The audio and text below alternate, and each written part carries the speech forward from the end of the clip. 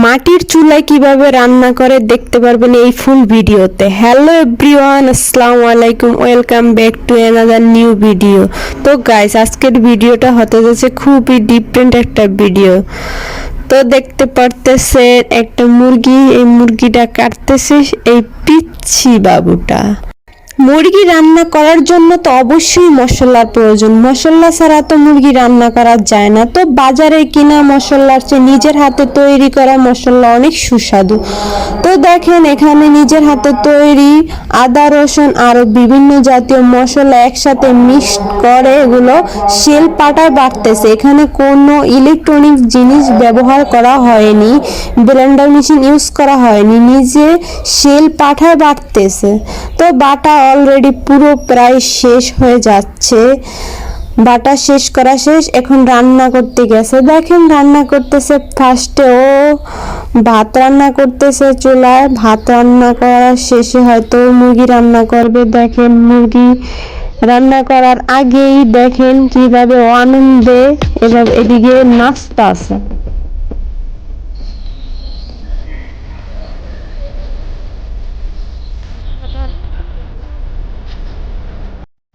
দুপুরবেলা হলে তো সকলে রান্নার কাজে ব্যস্ত হয়ে পড়ে, কেউ হয়তো গ্যাসের চুলায়, কেউ হয়তো মাটির চুলায়। এখানে সবাই মাটির চুলায় কিভাবে রান্না করে দেখতে পারতেছেন। এক এক ডিজাইনের এক এক চুলা, ছোট হতে বড় সকলেই রান্না করতেছে।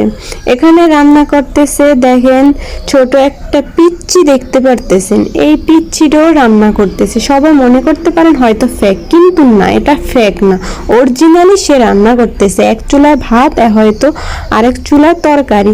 এখানে রান্না করতে যায় হয়তো অন্য কারো দিকে তাকাইতে যায়, ওর হাতটাও পুড়ে গেছে। যাই হোক, সবাই মনে করতে পারেন এটা মিথ্যা, হয়তো ভিডিও করার জন্য এখানে ওকে বসানো হচ্ছে।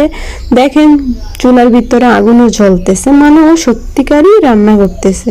রান্না করার জন্য দেখেন আরেকজন ওর পাশে চলে যাচ্ছে, দুইজন একসাথে রান্না করার জন্য, হেল্প করার জন্য।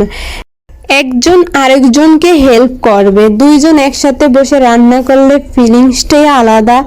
একজনের সমস্যা হলে আরেকজনে দেখবে, আরেকজনের সমস্যা হলে অন্যজন দেখবে, এটাই বাস্তবীয় ঘটনা।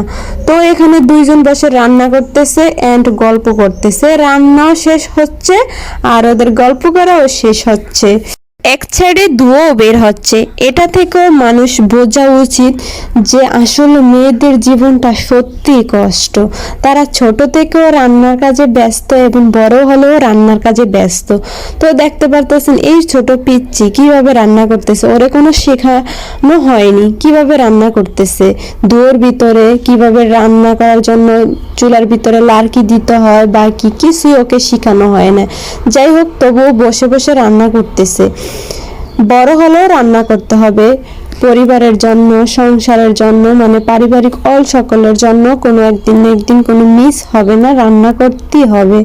যাই হোক, এখানে ওই ছোট ছেলে পিচ্ছিটা ও রান্না করবে এখন নিউ চুলায়।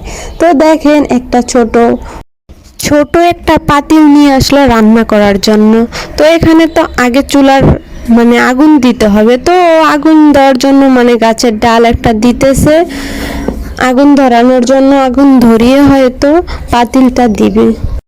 ছোট পিচ্ছিও এই জগতে রান্না করতে পারে, এই ভিডিওতেই সবাই দেখতে পারতেছেন, সরাসরি বাস্তব। তো হয়তো আগুন ধরানোর জন্য এখানে নাচতেছে, কিন্তু আগুন তো ধরতেছে না, কিছুই করার নাই।